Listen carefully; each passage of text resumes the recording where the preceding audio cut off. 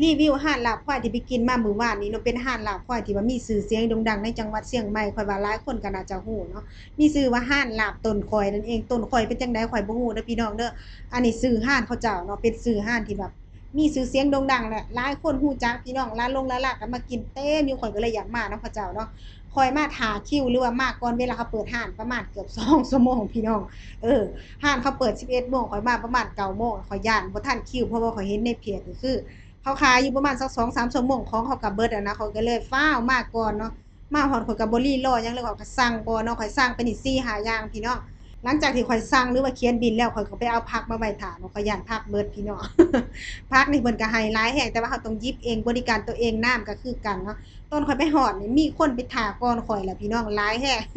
ข้อยก็บ่เข้าใจคือกันว่าเขาคือขายดิบขายดีแท้ป๊าพี่น้องข้อยละอดซ้อนเขาคักเนาะ เอาผักเอาหยังแล้วข่อยก็ขออันเจ้าของร้านเพิ่นมาถ่ายบรรยากาศร้านให้เบิ่งบรรยากาศร้านเพิ่นจะเป็นบรรยากาศแบบบ้านๆเด้อพี่น้องเด้อข้อยสั่งไปฮอดเวลาเขาเจ้าเปิดร้านนี่ใช้เวลาท่าอาหารอีกประมาณ30นาทีพี่น้อง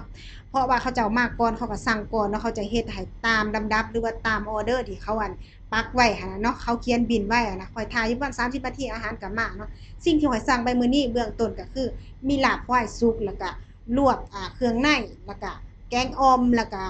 หมูทอดเนาะกับอันเขาอิหยังว่า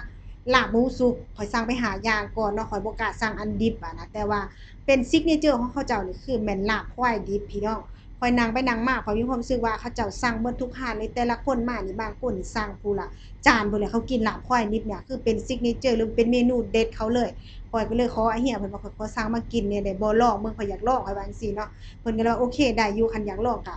สั่งมาโลดเพิ่นว่าจังซี่เนาะแต่ว่าอย่ากินหลายเพิ่นว่าเนาะ ข้อยก็เลยขอกับเจ้าของร้านว่าขอจานหนึ่งได้บ่ข้อยอยากลองแรงว่าจั่งซี้มาไกลจากประเทศลาวเลยเราว่าอุ๊ยได้ๆเลาว่าเดี๋ยวสิเอามาให้แต่ว่าเลาเว้าเป็นภาษาเหนือนะข้อยสอนบ่เป็นพี่น้องอันที่จริงเฮียที่พาข้อยมานี่เลาบ่กินลาบควายเลยแต่ข้อยบังคับให้เลากินข้อยว่าที่ไปหม้องอื่นยังบังคับให้กินอาหารที่แบบว่าแปลกใหม่จังซี้เลาก็เอาหัวเลาก็เลยตักกิน2-3คำอะนะที่เลือกกินหมูอันทอดอะลาบควายดิบก็มาพอดีเลยข้อยเห็นเขาเจ้ากินเขาเอาข้าวคุยกินข้อยเห็นเป็นตาแซ่บข้อยก็เลยเฮ็ดตามเขาอะนะ ข้อยเอาเข้าวคุยนะเฮียแล้วก็อยู่หั่นน่ะข้อยก็ข้อยสิตีเจ้าแล้วเนาะ